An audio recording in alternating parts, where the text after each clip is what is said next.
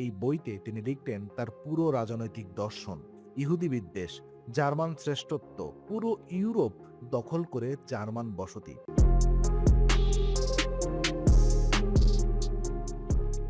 ১৯০৭ সাল, ভিয়েনা, অস্ট্রিয়ার সবচেয়ে সুন্দর শহর। একটি আর্ট স্কুলের সামনে একজন ১৮ বছরের ছেলে দাঁড়িয়ে আছে, হাতে পোর্টফোলিও। সে স্বপ্ন দেখে একদিন মহান শিল্পী হবে। ভিয়েনার রাস্তায় তার আঁকা ছবি ঝুলবে, মানুষ দেখবে, প্রশংসা করবে। কিন্তু সেদিন academy of fine art Vienna তাকে প্রত্যাখ্যান করলো দ্বিতীয়বারের মতো।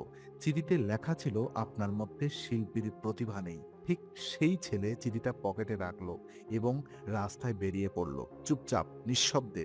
কিন্তু ভেতরে একটা আগুন জ্বলছিল, ঘৃণার আগুন, প্রত্যাখ্যানের আগুন, অপমানের আগুন। সেই আগুন ৩০ বছর পরে ৬০ লক্ষ মানুষকে পুড়িয়ে মারবে এবং পৃথিবীর ইতিহাসে চিরকালের জন্য বদলে যাবে। সেই ছেলের নাম অ্যাডলফ হিটলার। আজকের দ্য বিং ইনসাইডে আমরা ঢুকবো ইতিহাসের সবচেয়ে ভয়ঙ্কর প্রশ্নের ভেতরে। একজন সাধারণ মানুষ কিভাবে দানব হয় এবং একটি সভ্য সমাজ কিভাবে সেই দানবকে ক্ষমতায় বসায়। শৈশব, অন্ধকারের বীজ। ১৮৮৯ সালের ২০ এপ্রিল, ব্রাউনৌ আমিন, অস্ট্রিয়া হাঙ্গেরির একটি ছোট্ট শহর। একটি পরিবারে জন্ম নিল অ্যাডলফ হিটলার। বাবা অ্যালয়েস হিটলার, কাস্টম অফিসার, কঠোর, নিষ্ঠুর, নিয়ন্ত্রণকামী।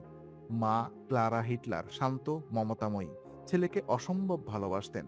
বাবা চাইতেন ছেলে সরকারি চাকরি করুক, হিটলার চাইতেন শিল্পী হতে। প্রতিদিন বাবার সাথে সংঘর্ষ।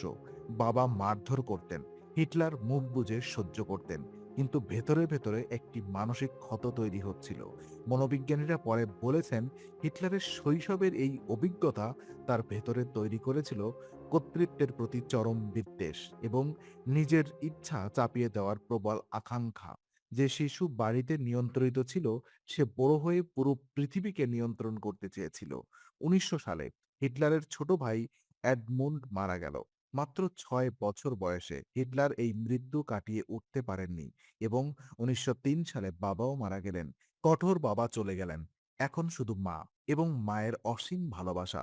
কিন্তু ১৯০৭ সালে মা ক্লারা স্তন ক্যান্সারে মারা গেলেন। হিটলারের বয়স ১৮। তিনি মায়ের মৃত্যুশয্যায় ছিলেন। ডাক্তার বলেছিলেন, জীবনে এত ব্যথিত রোগীর আত্মীয় আমি দেখিনি। মায়ের মৃত্যু হিটলারকে ভেতর থেকে শূন্য করে দিল এবং সেই শূন্যতা পরে ভরে গিয়েছিল ঘৃণা দিয়ে। ভিয়েনার রাস্তা, ব্যর্থতা এবং বিদ্বেষের জন্ম। ১৯০৮ থেকে ১৯১৩, ভিয়েনা। হিটলার রাস্তায় ঘুরছেন, দুবার প্রত্যাখ্যান আর্ট একাডেমি থেকে। কোনো কাজ নেই, কোনো ভবিষ্যৎ নেই। রাতে থাকতেন আশ্রয় কেন্দ্রে ভবঘুরেদের সাথে। দিনে রাস্তায় পোস্টকার্ড আঁকতেন, বিক্রি করতেন, সামান্য টাকা পেতেন। এই সময় ভিয়েনায় হিটলার পরিচিত হলেন জার্মান জাতীয়তাবাদের সাথে, ইহুদি বিদ্বেষের সাথে। এই রাজনীতিবিদরা প্রচার করতেন জার্মানদের সব সমস্যার জন্য দায়ী ইহুদিরা, মার্ক্সবাদীরা, বিদেশিরা। হিটলার এই কথা শুনলেন এবং বিশ্বাস করলেন, কারণ তিনি ব্যর্থ। ব্যর্থতার কারণ দরকার। নিজের দোষ স্বীকার করা কঠিন, কিন্তু অন্যকে দোষ দেওয়া অনেক সহজ। মনোবিজ্ঞানী গর্ডন আলফোর্ড বলেছিলেন, কুসংস্কার জন্মায় যখন মানুষ নিজের ব্যর্থতার দায় অন্যের উপরে চাপিয়ে দেয়। হিটলার সেটাই করলেন। আমি ব্যর্থ কেন? কারণ ইহুদিরা। আমার দেশ দরিদ্র কেন? কারণ ইহুদিরা। জার্মান হারছে কেন? কারণ ইহুদিরা। এই সরলীকরণ একটি জটিল পৃথিবীকে সহজ করে দিল এবং সহজ উত্তর সবসময়ই বিপজ্জনক। প্রথম বিশ্বযুদ্ধ, যে যুদ্ধ হিটলারকে বদলে দিল। ১৯১৪ সাল, প্রথম বিশ্বযুদ্ধ শুরু। হিটলার স্বেচ্ছায় যোগ দিলেন জার্মান সেনাবাহিনীতে। কারণ প্রথমবার জীবনে তিনি একটি উদ্দেশ্য খুঁজে পেলেন, একটি পরিবার পেলেন সেনাবাহিনীতে। যুদ্ধের মাঠে হিটলার ছিলেন সাহসী। আয়রন ক্রস পেরিয়েছিলেন ২ বার বীরত্বের জন্য, কিন্তু পদোন্নতি পাননি। সহকর্মীরা বলতেন, নেতৃত্বের গুণ নেই, সামাজিক দক্ষতা নেই, অদ্ভুত মানুষ, একা থাকে। তারপর ১৯১৮ সালে জার্মানি হারল। হিটলার তখন হাসপাতালে, মাস্টার্ড গ্যাসে সাময়িক অন্ধ। সেখানে খবর পেলেন জার্মানি আত্মসমর্পণ করেছে। হিটলার কাঁদলেন তীব্রভাবে। জীবনে এই প্রথম এই পরাজয় তার ভেতরে যে ক্ষত তৈরি করলো সেটা কখনো সারেনি। জার্মানি কেন হারলো? হিটলার বিশ্বাস করলেন ইহুদি এবং মার্ক্সবাদীরা পেছন থেকে ছুরি মেরেছে। Stab in the back myth. পেছন থেকে ছুরি মারার মিথ। এটা সত্য ছিল না, কিন্তু হিটলার এটা বিশ্বাস করলেন এবং পরে পুরো জার্মানিকে বিশ্বাস করালেন। রাজনীতিতে প্রবেশ, বক্তার আবিষ্কার। ১৯১৯ সাল মিউনিক, হিটলার সেনাবাহিনীর হয়ে একটি ছোট্ট রাজনৈতিক দলের উপরে নজর রাখতে গেলেন। German workers party. ৫০ জনের ছোট্ট দল, কিন্তু সেখানে বক্তৃতা শুনে হিটলার উঠে দাঁড়ালেন এবং কথা বলতে শুরু করলেন এবং সেই মুহূর্তে হিটলার আবিষ্কার করলেন তার আসল প্রতিভা বক্তৃতায়। ভিড়কে সম্মোহিত করার ক্ষমতা। দলের প্রতিষ্ঠাতা অ্যান্টন ড্রেগজার অবাক হয়ে দেখলেন। বললেন, এই মানুষটার মুখ আছে, আমরা তাকে ব্যবহার করতে পারি। হিটলার দলে যোগ দিলেন এবং দ্রুত ক্ষমতা নিলেন। দলের নাম বদলে হলো national socialist German workers party, NSDAP, সংক্ষেপে নাৎজি পার্টি। হিটলারের বক্তৃতা ছিল অসাধারণ, কিন্তু কিভাবে? তিনি সহজ ভাষায় জটিল কথা বলতেন, শত্রু চিহ্নিত করতেন স্পষ্টভাবে, আবেগকে উস্কে দিতেন এবং সমাধান দিতেন সরল, শক্তিশালী, আকর্ষণীয়। ভিড় তার কথায় মাতোয়ারা হতো, কারণ মানুষ সমস্যা শুনতে চায় না, মানুষ সমাধান চায়। এবং হিটলার সমাধান দিতেন সহজে। ইহুদিদের দোষ দাও, শক্তিশালী নেতা মানো, জার্মানি আবার মহান হবে।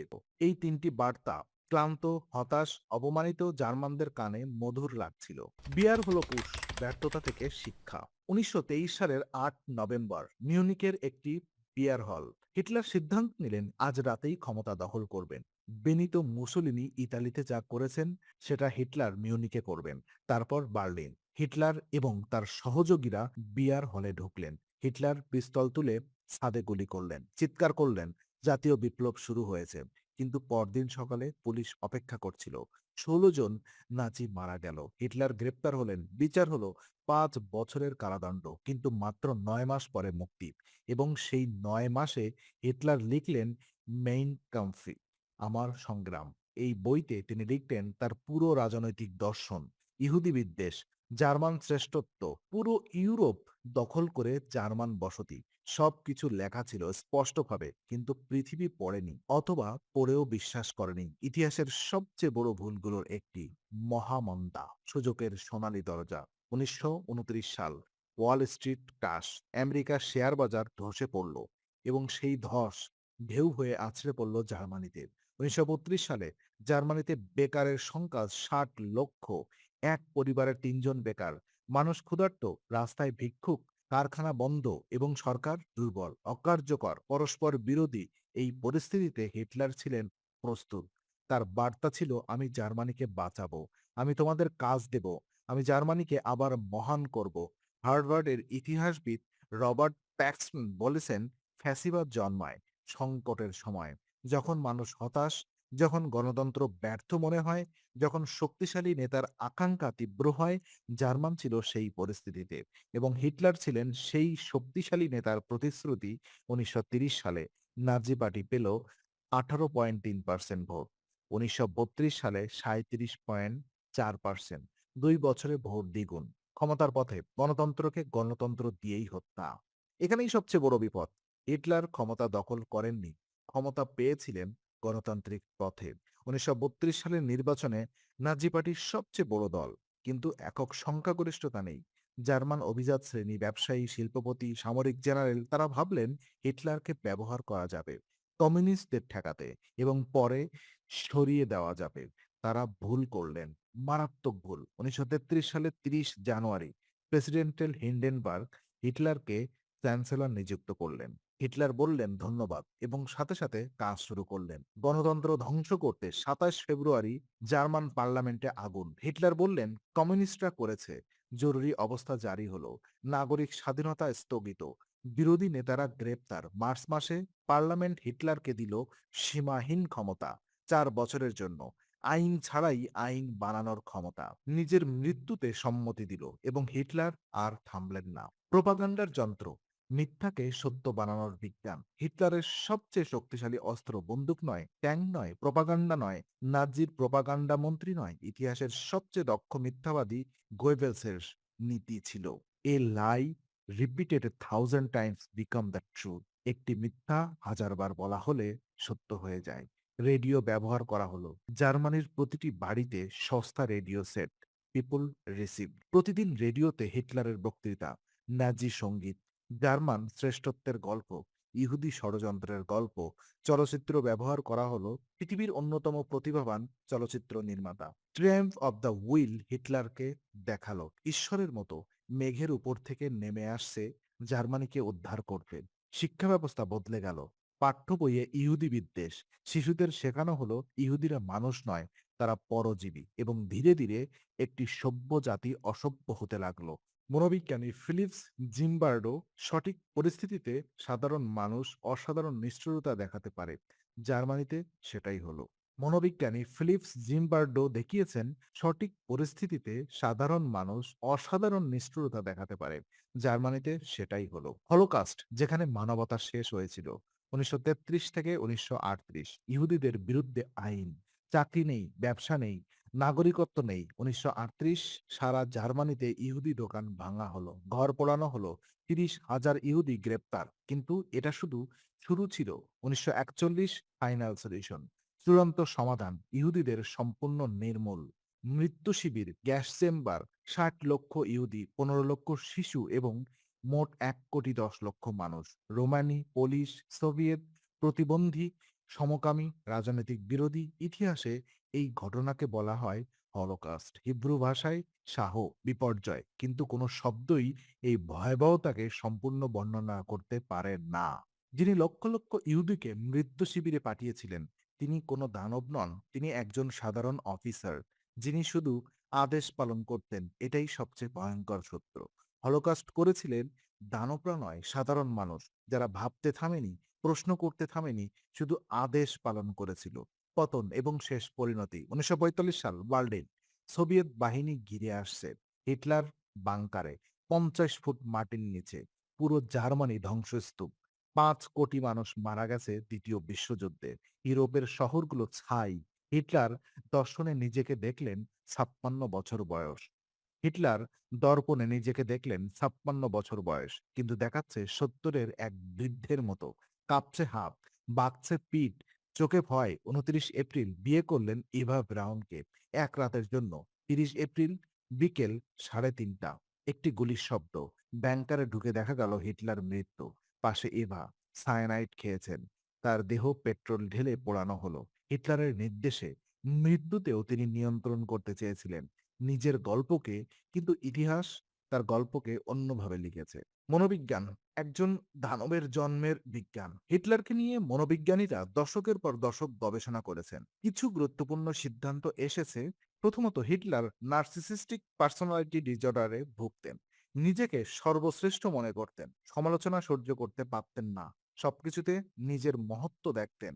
দ্বিতীয়ত, প্যারানয়েড পার্সোনালিটি, সবাইকে তার বিরুদ্ধে ষড়যন্ত্র করছে, ইহুদিরা, কমিউনিস্টরা, পশ্চিমারা, সবাই। তৃতীয়ত, ক্যারিসমাটিক অথরিটি, সমাজবিজ্ঞানী ম্যাক্স ওয়েবারের ধারণা, কিছু মানুষ এমন ক্যারিশমা নিয়ে জন্মায় যারা ভিড়কে সম্মোহিত করতে পারে। তারা যুক্তি নয়, আবেগ কথা বলে। হিটলার ছিলেন সেই বিরল ব্যক্তিত্ব।